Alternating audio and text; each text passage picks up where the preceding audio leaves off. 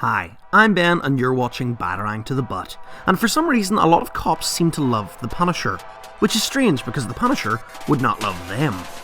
In fact, I would even say that cops who idolize the Punisher and utilize his logo fundamentally misunderstand the concept of the character. In the early days, Frank Castle, aka the Punisher, would have drawn the line at killing cops.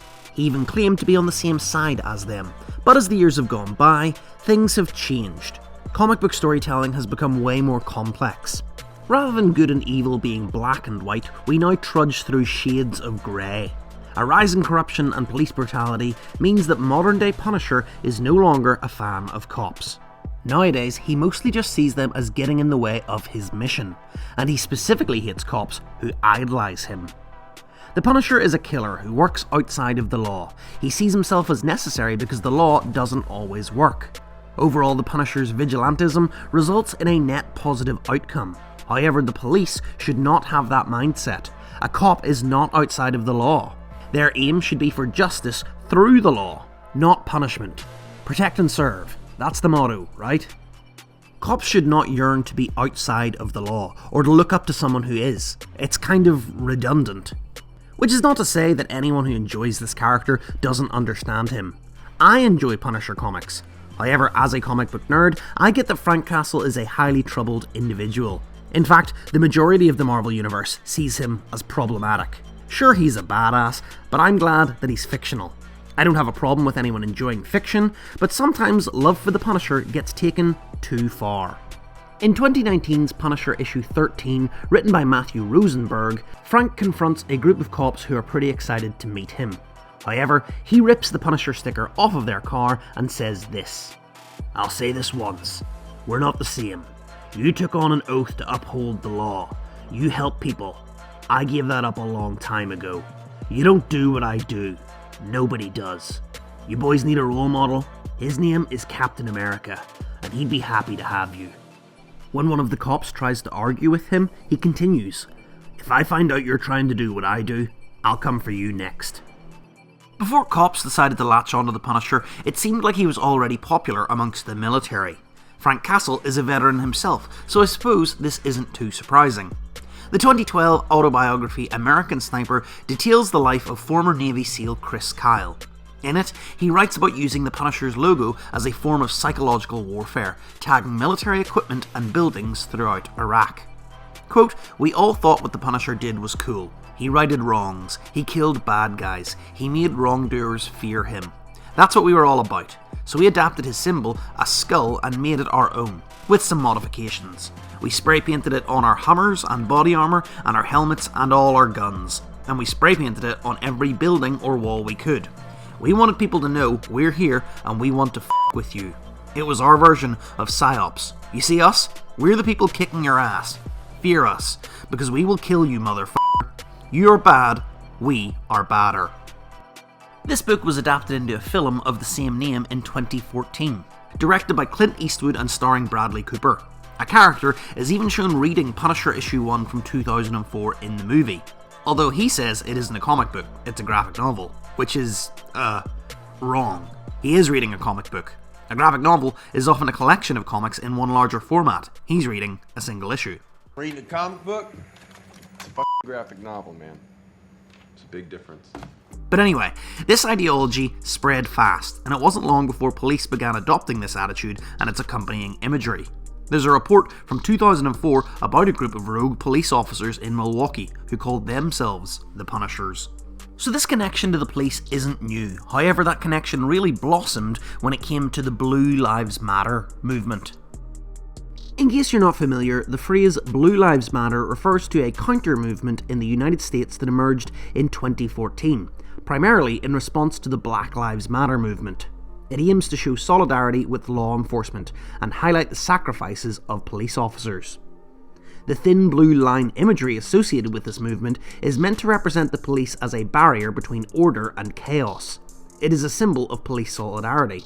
I'm not going to get into my thoughts about that movement, but I do want to discuss their use of the Punisher logo. Back in 2017, as part of the Blue Lives Matter movement, this logo began to pick up traction, and was even approved by the City Council and Mayor of Catlettsburg, Kentucky. A massive decal sticker of it ended up being plastered on 8 of their squad cars. However, they ultimately had to be removed due to complaints from residents about glorifying a killer.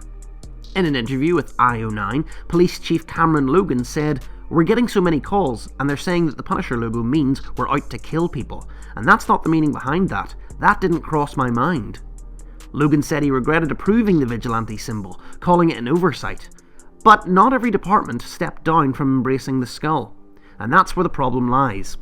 The St. Louis Police Officers Association called the skull image a symbol of war against those who hate law enforcement. But that's just wrong. Sure, Punisher tackles lawbreakers, but it is his brutal, merciless tactics and his blatant disregard for the law that make this association wrong. Excuse me, I just heard that before was it was a comic book. Is that possible? What the...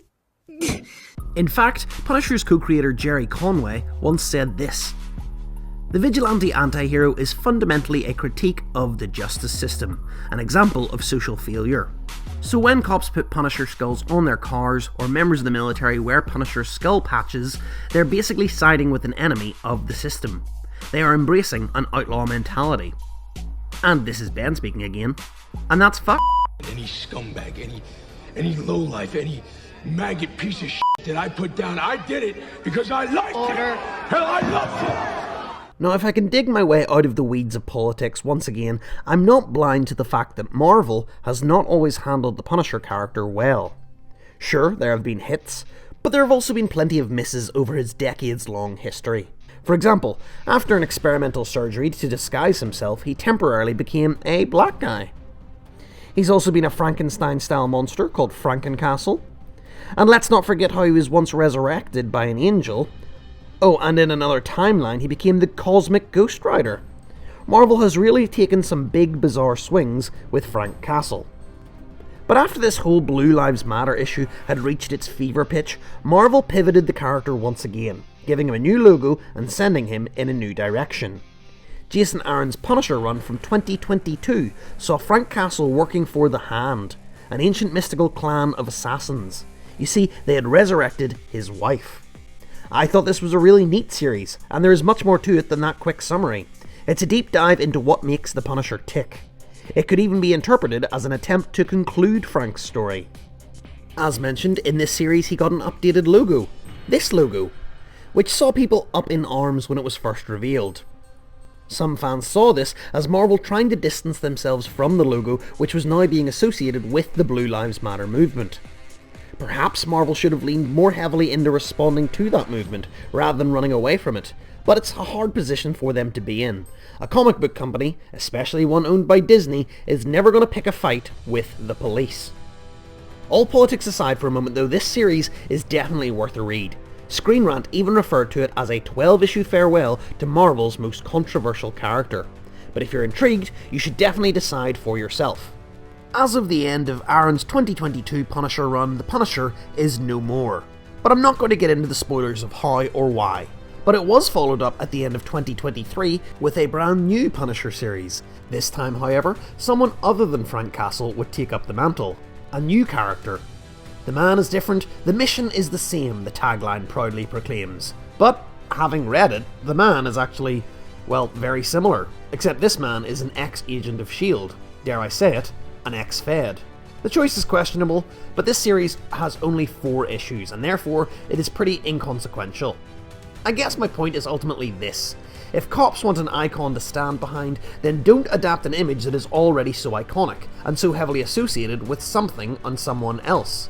In general, and historically speaking, a skeletal face is a warning, like the Grim Reaper, the Jolly Roger, or the Nazi's death head.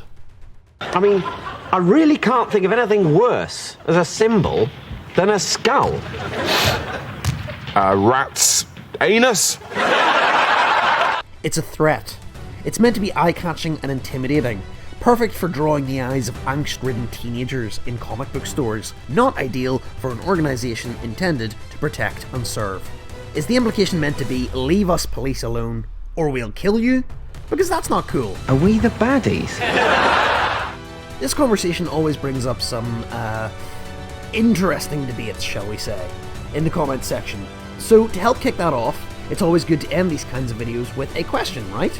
So I've got one, a prompt. Are you a bootlicker? You call me the Punisher, ain't that right? The big bad Punisher.